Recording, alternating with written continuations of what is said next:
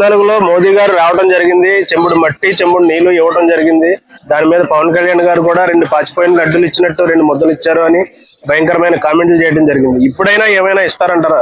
100% అండి. ఇలా అమరావతి శంకుస్థాపన జరిగినప్పుడు దేశంలో ఉన్నటువంటి తెలుగు వారైతే తెలంగాణ నుంచి కానీ ఆంధ్రప్రదేశ్ నుంచి కానీ అన్న ప్రతి గోదావరి నది నుంచి కానీ ప్రతి దేవస్థానం నుంచి కూడా మట్టి తీసుకుపోవడము, ఇలా తెలంగాణ ప్రాంతం నుంచి అనేక మంది తెలుగుదేశం కార్యకర్తలు అమరావతి శంకుస్థాపన కోసం వాటర్ కానీ ఆ దేవుని పూజ చేసి దేవుని దగ్గర నుంచి ప్రసాదాలు తీసుకుపోవడం జరిగింది.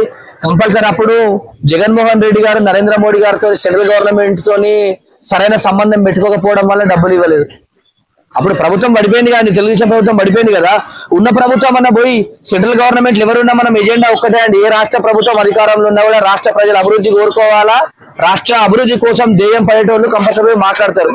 ఇలా మన సీఎం రేవంత్ రెడ్డి ఇలా కాంగ్రెస్ పార్టీ ముఖ్యమంత్రి అయినా కూడా ఇలా పోయి నరేంద్ర మోడీ గారితో మాట్లాడి మాకు నిధులు ఇవ్వండి అని చెప్పి అడిగిండా లేదా? ఇవాళ ప్రజల కోసం మనం ఏ పని చేయాలా?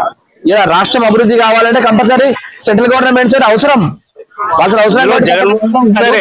ఇందులో జగన్మోహన్ రెడ్డి గారు ఏం చేశారు బ్రదర్? 2014లో భూమి పూజ జరిగింది, 19 వరకు ఆయన హయామే ఉంది. అవును, 4 సంవత్సరాల్లో ఇవ్వాలి కదా.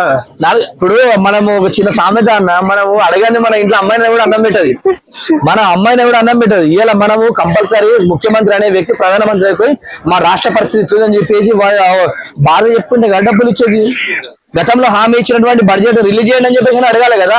సరే కొత్త బడ్జెట్ ఇవ్వకుండా మీరు గతంలో హామీ ఇచ్చినటువంటి బడ్జెట్ రిలీజ్ చేయండి అని చెప్పేసి అడగాలి. కాబట్టి కంపల్సరీ వారి నిర్లక్ష్యం అని చెప్పేసి అడుగుతున్నారని ఇలా నరేంద్ర మోడీ గారు కంపల్సరీ ఇలా ఆంధ్రప్రదేశ్ కి వస్తున్నారు, కంపల్సరీ నిధులు ఇస్తారు, ప్రత్యేక రాష్ట్రానికి ఇంకా కూడా ఎక్కువ నిధులు ఇవ్వాలని చెప్పేసి నేను డిమాండ్ చేస్తాను.